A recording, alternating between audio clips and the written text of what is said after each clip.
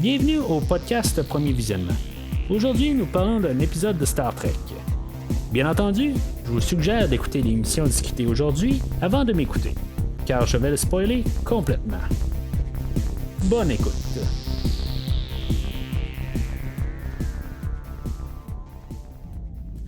Aujourd'hui, on parle de l'épisode 8 de Star Trek Discovery, Civis Pacem Parabellum, qui est encore du latin, qui veut dire si on veut la paix, ben préparez-vous pour la guerre. Ça rappelle un peu dans le film que j'ai couvert là, l'année passée là, de John Wick 3 qui s'appelait Parabellum, puis j'avais dit la même affaire. L'épisode d'aujourd'hui est réalisé par John Stewart Scott ou John Scott. Et non, ça fait pas référence à le fameux John Scott que moi et Christophe on parle cette semaine là. Si vous suivez les films que je couvre aussi, on parlait de King Kong 1976 cette semaine. Puis le monsieur qui fait la trame sonore du King Kong 2 sorti de 1986, parce qu'on fait comme un double podcast cette semaine. Puis on parle de la musique d'un certain John Scott. Ben c'est pas le même John Scott qui fait l'émission d'aujourd'hui. Le réalisateur d'aujourd'hui, c'est un réalisateur comme qu'on a là, quasiment depuis le début de la saison. Là. C'est pas mal un réalisateur qui fait beaucoup d'émissions de télé, comme American Horror Story, Suits, You. La plupart de ça, là, j'ai pas vu du tout là, quelque chose qu'il a fait. J'ai vu un peu une couple d'émissions là, ou même des saisons là, dans American Horror Story, mais je crois pas nécessairement là, que je l'ai croisé. Mais en tout cas, si je l'ai croisé, ben c'est pour une émission. Mais en bout de ligne, c'est généralement les réalisateurs là, qui font plusieurs émissions là, ils vont sur un show, puis après ça ils sont transférés dans un autre show, puis ils sont transférés dans un autre show. C'est souvent une habitude pour certains réalisateurs, c'est leur job dans le fond là, de juste s'arranger que les shows ils continuent dans le fond là, fait que puis d'après moi il fait pas mal partie de ce monde là. Il y a absolument rien d'autre que des émissions là, dans sa filmographie là. En tout cas, c'est son choix. C'est la seule fois qu'il va réaliser une émission dans l'univers de Star Trek là, à ce jour en 2020, là, en début 2020. Fait que peut-être qu'il va revenir là, dans le futur, mais pour l'instant, là, c'est la première fois qu'on l'a derrière la caméra pour une émission de Star Trek. Alors, l'émission elle commence assez raide. On a le USS Gagarin qui est sous attaque là, de 6 vaisseaux Klingons. Le vaisseau, je sais qu'on a déjà vu là, des vaisseaux un peu de même, là, mais ça me fait vraiment penser là, au X-01. Dans le dernier film là, de Star Trek là, qui est sorti à ce jour, là, Star Trek Beyond, il y en avait un vaisseau aussi qui ressemblait à ça. Puis, je sais pas si c'est leur nouvelle manière là, de vouloir tout redessiner un peu dans l'ancien univers. Comme qu'on a redessiné le Enterprise, ben, ce qu'ils ont redessiné là, le NX-01, puis que ça c'était le produit fini. Parce qu'il y a vraiment des similitudes. C'est peut-être pas le même, là, parce que dans le fond, on est quand même genre 80 ans là, après Star Trek Enterprise, là, mais en tout cas, ça me fait juste quand même garder dans la tête là, que ça ressemble beaucoup au NX-01. Le Gagarin va être détruit, puis ça va nous dire que dans le fond, la Fédération est en train de perdre quand même du monde. Mais ça part quand même assez raide, je trouve. Une petite scène d'action. Encore une fois, on voit les vaisseaux Klingons un peu loin, là, mais ça va changer un petit peu. Je pense que c'est le dernier épisode, l'autre épisode avant, là, on avait vu un peu là, des vaisseaux Klingons assez visibles. Là, fait que ce que je disais un peu en début de saison, là, peut-être que des fois j'étais juste penché en train de marquer des notes là, mais on commence à les voir tranquillement là, voir un peu comment que les vaisseaux sont faits là, fait que je commence à être un peu content là, puis même dans l'épisode d'aujourd'hui là, on va voir là, quand même le gros vaisseau Klingon là. On commence à force de le voir à tous les épisodes peut-être là, on commence à comprendre un peu la forme de la chose, mais je pense qu'on le voit tout le temps là, du même point de vue là. Fait que c'est peut-être ça aussi. Ce serait le fun de voir un peu là, plusieurs angles là, parce que normalement c'est un modèle 3D, ben il y a pas mal toutes sortes de manière qu'on pourrait voir là, les vaisseaux là, mais en tout cas c'est quand même une en guillemets technologie étrangère là, fait que il faut comprendre un peu que c'est pas exactement peut-être là, les mêmes normes humaines là, qui font le vaisseau. Là. Mais en tout cas. Fait que ça, c'est pas mal là, ma montée de lait là, sur les vaisseaux. Fait qu'on va savoir que Stamets, il s'est replugué là, dans le Spore Drive, puis ça va être Black Alert, puis le Discovery va partir de là. Comme j'avais dit, j'avais comme oublié de dire que le Discovery avait essayé là, d'aider le Gargarin, là, mais en tout cas, en bout de ligne, il n'y a absolument rien servi, puis une fois que le Gargarin disparaît, ben le Discovery disparaît aussi, là, mais dans l'autre sens. Fait que on va savoir que Stamets il y a un peu des séquelles là, une fois qu'il est plugué dans le Spore Drive, là, ça le fait brasser un peu. Là, mais tu sais, dans le dernier épisode, on savait qu'il y avait peut-être quelque chose qui marchait pas. Là. On savait que Colbert s'en avait rendu compte. Fait que là, je sais pas exactement là, comment que les choses vont à partir de là. Parce que si, mettons, Colbert est au courant qu'il y a quelque chose qui va mal avec Stamets, puis dans cet épisode-là, on va savoir que Colbert n'est pas au courant. Fait que, tu sais, en fait là, de timeline, là, ça marche pas. Parce que même au début de l'émission, la dernière fois, on voyait quand même Colbert puis Stamets, tu sais, ça faisait peut-être là, mettons 10 minutes là, que le loop était refait. Puis, fait que, tu sais, je veux dire, c'était pas tout de suite là, que ça venait pas de se produire, que Colbert venait de se rendre compte que Stamets c'était pas normal. Fait que, tu sais, qu'il ait replugué Stamets là, dans le Spore Drive, là, c'est quand même un petit peu étrange là, comme pensée, là, comme on a oublié ce qui s'est passé là, la semaine passée. Mais comme je disais la semaine passée sur l'épisode 107, c'était un peu un épisode seul, qui avait comme pas rapport vraiment avec l'histoire globale de la saison. Là. Fait que peut-être qu'ils ont comme vraiment tout fermé là, l'idée, puis il n'y a rien sorti là, de la semaine passée. Parce qu'en bout de ligne, il n'y a pas de résultat. Même il y a Tyler et Burnham qui se sont rapprochés, mais ils sont sensiblement à la même place qu'ils étaient là, au début de l'épisode de la semaine passée. Fait que si on a sauté la semaine passée, on est parti là, de l'épisode 6 jusqu'à l'épisode 8, ben on s'en est pas.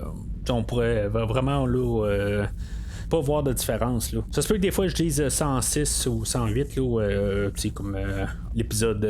C'est comme ça que je numérote mes affaires dans le fond, là, dans mes notes. Là. C'est plus une question de saison 1 épisode 8 là. Fait que des fois là, accidentellement je dis ça là, si je dis 106, ben ça veut dire épisode saison 1 épisode 8 là. Fait que Lorca va avoir un petit meeting avec Starfleet, puis on va savoir que la technologie d'invisibilité des Klingons là, elle va être bientôt disponible là, dans tous les vaisseaux Klingons si tout continue là, comme que les choses s'en vont en ce moment là. Fait que ça commence à presser là, à ce que la situation elle se règle. Ben, en bout de ligne, je pense pas que ça va empêcher ça, là, même s'ils règlent leurs différends, là, parce qu'en bout de ligne, ils font des affaires. Sauf que le fait que les Klingons attaquent avec le vaisseau occulté, là, ben, la Fédération ne traite pas. Ça veut dire quand même aussi que le Discovery qui est pas nécessairement aussi hot qu'on peut penser. Parce que même s'il peut arriver là, comme à la dernière minute, il a pas réussi à sauver le Gargarin. En tout cas. Là, on va se ramasser sur la planète Pavo, puis on va rencontrer là, Burnham, Tyler, puis Suru.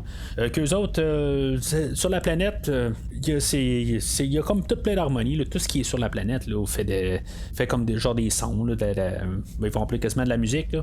Puis, dans le fond, c'est en utilisant là, tous les sons que ça qui produit, ben, il faudrait peut-être s'en servir comme un genre de sonore, puis pour pouvoir trouver où ce que les vaisseaux Klingons invisibles là, où ce qu'ils pourraient les voir. Dans le fond, ça va un petit peu en contradiction avec tout ce qu'on a vu là, de tous les Star Trek là, en bout de ligne. Si mettons ils réussissent à avoir cette technologie là, ben ça voudrait dire que tous les Klingons, les vaisseaux Klingons qu'on a vus là, par timeline, je parle là, dans les 100 prochaines années, ben en bout de ligne, ils pourraient le trouver. Fait que je veux dire, on peut comme un peu peut-être déduire que finalement cette technologie-là, elle marchera pas. Mais en même temps, tu sais, comme que j'ai dit là, dans les premiers épisodes, je sais pas si c'était dans Picard ou dans Discovery, si mettons il y a quelque chose qui marche pas exactement, ça doit être plus dans Discovery, là, où, j'ai dit ça. S'il y a quelque chose qui marche pas dans le timeline exactement, je vais pas nécessairement le prendre contre la série Discovery, puis tu sais, je vais pas je vais pas y tourner le dos exactement. Tu sais, des fois il y a des petits détails qui peuvent pas exactement fonctionner. Puis je le sais, tu sais, je suis capable de vivre avec ça. Tu sais, l'important à quelque part, c'est qu'on nous donne un peu une bonne histoire, puis qu'on nous donne une raison que ça peut tenir. C'est sûr que je voudrais pas qu'on réécrive tout au complet, là, tu sais, genre que Kirk apparaisse à quelque part, là, puis qu'il y a eu d'autres choses qui s'est passé avec, tout ça, là, déjà qu'il va y avoir Spock dans saison 2. Puis, tu sais, en tout cas, tu sais, que ça peut être quand même un peu cohérent là, dans les grosses lignes, mais en tout cas, ça reste quand même que pour l'invisibilité, s'ils peuvent trouver un peu, là, ouais, il y a des affaires que je pourrais laisser passer. Là. C'est sûr que ça, c'est peut-être un petit peu gros comme affaire. Là. Si, mettons, ils réussissent à trouver une manière là, de voir les vaisseaux Klingons invisibles, ça pourrait être vraiment là, très contradictoire là, avec toute la série. Là. On parle plus vraiment d'un petit détail, là, mais en tout cas, c'est mettons, ils peuvent trouver quelque chose là, de cohérent. T'sais, ils pourraient arriver puis trouver quelque chose qui est avec la technologie qu'il y a sur Pavo, puis que ça fonctionne pour trouver les Klingons, mais les Klingons pourraient aussi bien trouver une autre technologie pour rester occultés, puis détourner la technologie là, des Pavos. Fait que moi, je préfère arriver puis voir qu'est-ce qu'ils veulent nous dire. Puis après ça, ben on verra après ça là, comment ça fait avec les autres séries. Mais je suis quand même ouvert à ce qu'ils nous disent leur histoire qu'ils ont à nous conter. Puis après ça, on jugera là, à partir de là. Fait qu'il va arriver une genre d'attente. Puis il va y avoir comme les paviens qui vont... je vais les appeler les paviens là, qui vont se manifester. Puis Saru va rentrer comme en contact avec eux autres. Puis là, ben, il va partir. Puis là, pendant ce temps-là, ben, ça va donner un peu de temps seul avec Tyler puis Burnham. Puis là, ben, c'est ça. Ils vont parler là, de plans futurs. Puis de. Tu sais que Tyler, là, ben, il espère qu'une fois que la guerre va être terminée, ben, il va pouvoir aller là, tranquillement sur un lac. Puis comme décompresser. Là, puis tu sais. Pouvoir aller faire de la pêche. Là, en tout cas, il va pouvoir aller. Vraiment là, aller se relaxer. Puis Burnham, ben elle son plan là, en bout de ligne là, elle va devoir peut-être aller faire de la prison. Je sais pas tout à fait là, rendu là si mettons elle va partir en prison, parce que tu sais des fois quand tu fais des bonnes actions un peu là, pour te réparer là, en tout cas je veux dire en fait de narratif là, à quelque part est libre là, je veux dire je sais pas exactement là, qu'est-ce que comment que là tout d'un coup ça marche là, ou ça marche pas tout à coup là, que là tout d'un coup elle est libre de prison, mais aussitôt qu'elle va avoir fini elle va se retourner en prison là, en tout cas. Puis là, ben, c'est là aussi où ils vont lui larguer là, le needs of the many outweigh the needs of the few or the one, qui est le dicton plus populaire là, dans toute Star Trek. Je pense que la première fois que ça avait été dit là, c'est quand Spock est décédé là, à la fin de Star Trek 2. Ben c'est pas juste à la fin là, mais je veux dire c'est là où c'est le plus reconnu là, puis qu'on n'arrête pas de faire référence là, à ce dicton là. Ça dit tout simplement là, que le besoin là, de plusieurs emporte sur le besoin là, de une personne là, ou de très peu là, c'est vraiment là, la pensée Star Trek là, je veux dire c'est Star Trek à son pur essence. Puis ben, c'est là que Burnham et Tyler vont s'embrasser pour la première fois. Ou dans le fond, je pense que ça va embrasser là, dans le dernier épisode. Là, mais là, c'est officiellement là, la première fois qu'ils s'embrassent. Je veux dire, c'est quelque chose qui était sûr qu'elle allait arriver. Ou si finalement, peut-être qu'il allait partir là, dans une autre direction à partir de là avec l'épisode dernier. Parce qu'on s'en attendait. Là. Mais en tout cas, fait que ils s'embrassent. Fait que c'est là où je me dis en même temps qu'on est à la même place qu'on était là, entre le. Ben, tu sais que si on oublie l'épisode 7, là, il s'est rien passé. Fait que là, on continue leur histoire. Là, fait que Mais pour ceux qui n'ont pas vu l'épisode 7 puis pour je sais pas quelle raison là, vous embarquez sur le podcast à l'épisode 8, ben je vais quand même suggérer là, de retourner puis voir l'épisode 7, même s'il n'est pas obligatoire.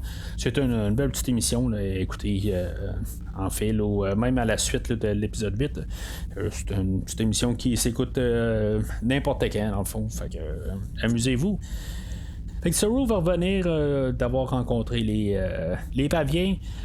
Puis c'est ça, il dit que dans le fond, là, ils sont quand même capables de sympathiser avec eux. Mais Saru va comme rester avec comme son mal de tête, va comme capoter un peu. Puis c'est comme si les paviens vont comme assimiler là, Saru. Puis Saru, ben c'est ça, il va devenir comme une autre personne un peu là, pour le restant de l'épisode. Mais c'est ça, il va comme plus être contrôlé par eux autres, mais en tout cas, on va apprendre, ce sera pas nécessairement, là, c'est peut-être à son intérieur, là, qu'est-ce qu'il passe vraiment, là. Fait que Tyler, dans le fond, il va prendre...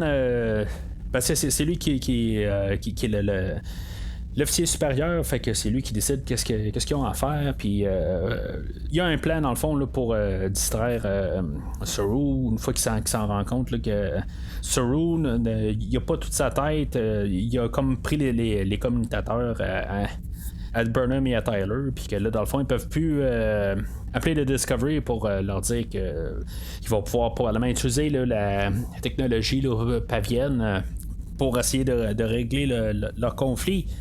Tyler va parler là, de sa douleur avec les Klingons, dans le fond. Là. Il va inventer un peu une histoire là, envers les Klingons, qu'il est comme tout bien fâché avec eux autres.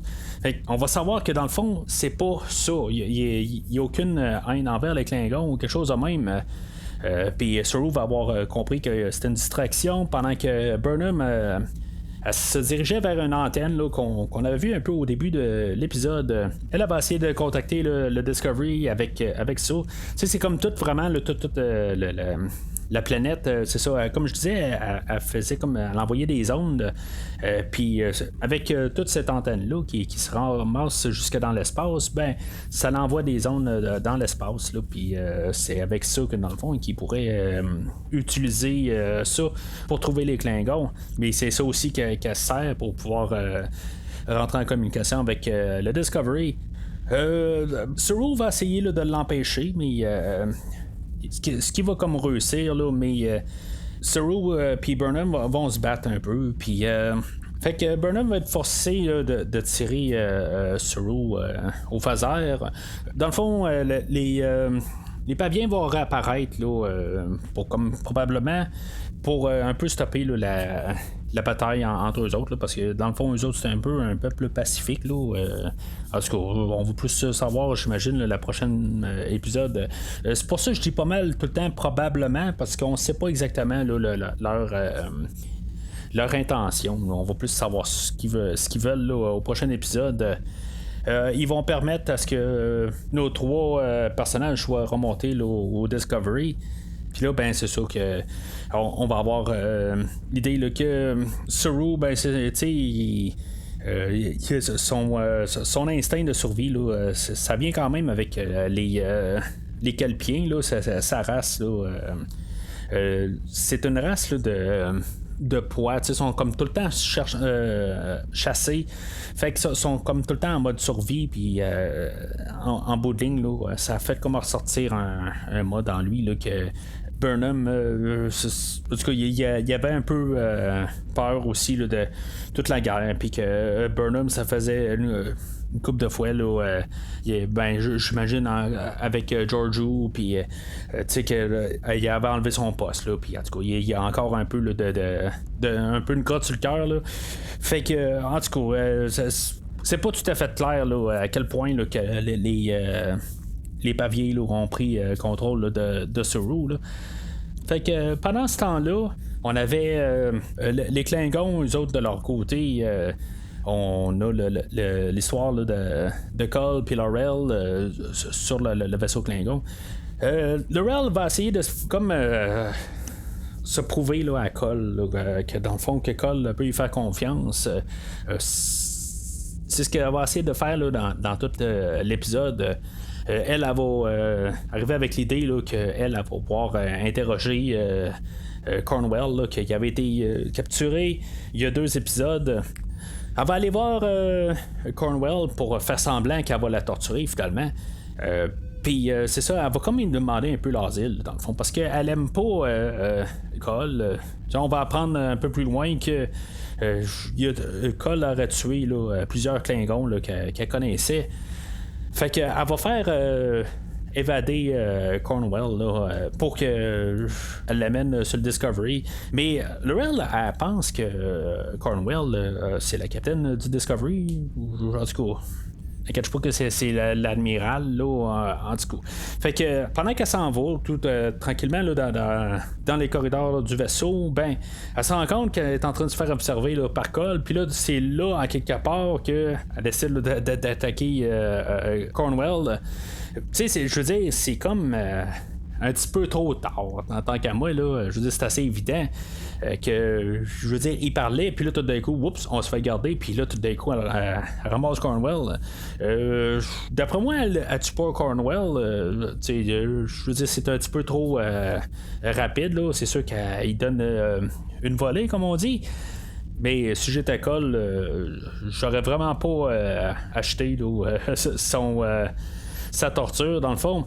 Fait que c'est là qu'on va voir, c'est ça, que elle va emmener Cornwell là, dans une salle de mort dans le fond où il y a plein de Klingons qui ont été tués. Puis c'est ça, on va aller revoir Cole en lui disant là, que demandant là, dans le fond qu'il fasse confiance là, puis Cole va comme embarquer dans son jeu pour quelques secondes, puis finalement ben, il va dire voyons, tu me prends pour qui? Puis il va la faire ramasser. Fait que là, c'est pas encore su vraiment là, si maintenant il va la torturer ou essayer de la tuer ou l'envoyer là, dans l'espace direct. C'est quelque chose qu'on va savoir probablement là, dans la prochaine épisode. Puis en même temps, ben c'est ça, on va savoir que ils reçoivent un message là, de la planète là, Pavo. Fait que eux autres vont se diriger vers là. Ça, c'est en même temps le Discovery. Ils reçoivent le message aussi. Là. Fait que ils vont nous dire là, quand on va être sur le pont là, du Discovery que les paviens, ben, ils ont changé toute leur fréquence. C'est juste les Klingons puis la Fédération, dans le fond, là, qui reçoivent le message. Je sais pas si c'était une blague là, de la semaine passée, parce que l'année passée. La semaine passée, on avait le Random Communications Officer là, que le personnage de Mod avait nommé là, juste en pointant du doigt de même. Là. Puis tout d'un coup, cette semaine, ben, on lui a donné un nom juste quasiment pour rire. Là, ça fait juste drôle. Fait que l'émission finit pas mal comme ça. Je sais que ça va être la mi-saison là, la semaine prochaine. La semaine passée, ben, je pensais que c'était la mi-saison aujourd'hui, là, mais en tout cas, ça a l'air que c'est la semaine prochaine. Je trouve que c'est un épisode qui a passé quand même un peu assez vite.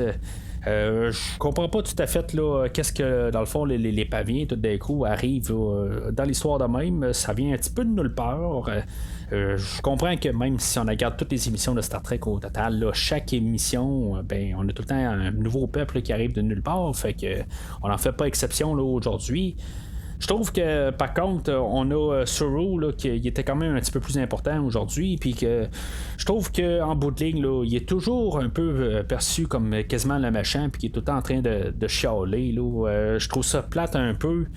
Que c'est encore un peu là, son conflit là, entre Burnham puis lui là, qu'il en vient encore là, à la surface. Je deviens un petit peu tanné, un peu irrité là, de tout ça là. J'ai un peu hâte là, qu'on oublie ça un peu. Mais dans la générale, là, on a une histoire là, qui est correcte, peut-être un petit peu là, moins bon que la semaine passée, là, peut-être. Là, j'ai ressenti un petit peu là, de longueur, là, à peu près là, à 3/4 de l'émission. Je sais que je voyais que ça revirait un peu au même, là, que Suru est un peu le méchant. Là, ben tu sais que c'était un peu le méchant. Tu sais, j'aurais aimé ça qu'à quelque part que au pire ça soit vrai. Là il était contrôlé, mais à quelque part ça serait le fun qu'on ait Suru comme un bon, tu sais, que ce soit lui qui sauve la journée là. Tu sais, je trouve que ça ferait quelque chose de différent. Là, je veux dire, c'est comme tout le temps Suru contre Burnham. Ça revient un peu à ce que je disais là, la semaine passée aussi, que c'est tout le temps Burnham au final. J'aimerais vraiment ça qu'on change ça de bord. Là. Je trouve en même temps que l'émission, je trouve qu'elle est pas mal incomplète. C'est clair qu'elle débouche dans quelque chose d'autre. Ça semble être un part 1 of 2, là, comme qu'on a là, à la fin là, de la série Picard, là, on avait là, la 9e puis la 10e épisode qui était la première partie, puis la deuxième, ben ça a comme l'air un peu de ça. Ça a l'air d'être comme un épisode coupé en deux. Même si je disais dans Picard que la 9e ou la 10e était comme. C'est une histoire qui est coupée en 10 morceaux. Je trouve que c'est l'épisode d'aujourd'hui, ça a l'air d'être vraiment quelque chose qui est coupé en deux. Il n'y a pas de. On a comme pas de. Il n'y a pas nécessairement de résultat. On a vu Stamets pour une scène là, avec Tilly, puis qu'il disait que ça va mal. Ben, un peu le conflit là, qu'il y avait eu avec elle une fois qu'il est sorti là, de la salle là, du Sport Drive. Puis on ne la revoit pas de l'émission. Fait que j'imagine qu'il garde ça là, pour le prochain épisode.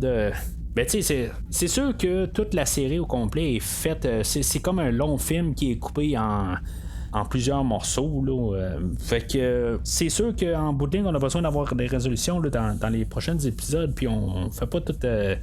Les résoudre là, à chaque émission, là, chaque fois qu'on a un petit problème. Là, on se garde souvent là, des problèmes pour les prochains épisodes. Là. C'est comme ça que le modèle du show est fait.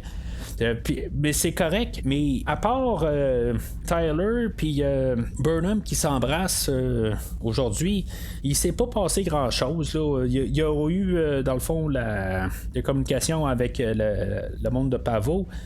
Puis ça va probablement avoir un impact là, avec la mi-saison, avec les Klingons. Mais c'est ça. Je veux dire, on a de l'air d'être en train là, de juste préparer là, la mi-saison. Puis c'est ça que ça sent. Fait qu'on va en reparler là, la semaine prochaine là, quand on va parler là, de l'épisode 9 de Star Trek Discovery. Alors d'ici là, longue vie et prospérité.